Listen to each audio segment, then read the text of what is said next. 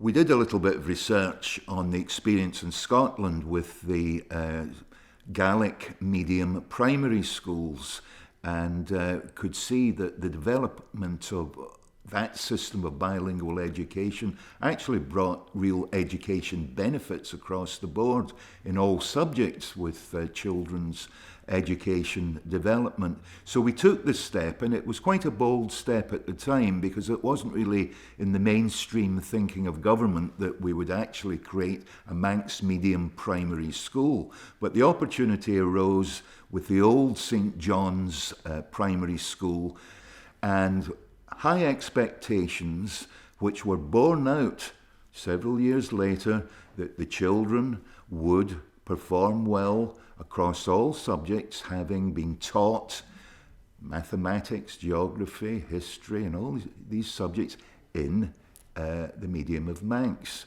and to let the language be a natural language in the playground and at home. And what was interesting, of course, it wasn't just Manx families. There were a lot of newly settled families in the Isle of Man who were entitled to send children from all over the island to this particular school, who did so, recognizing the value of bilingual education. So it has grown over the last, it's getting on for 18, 19 years now.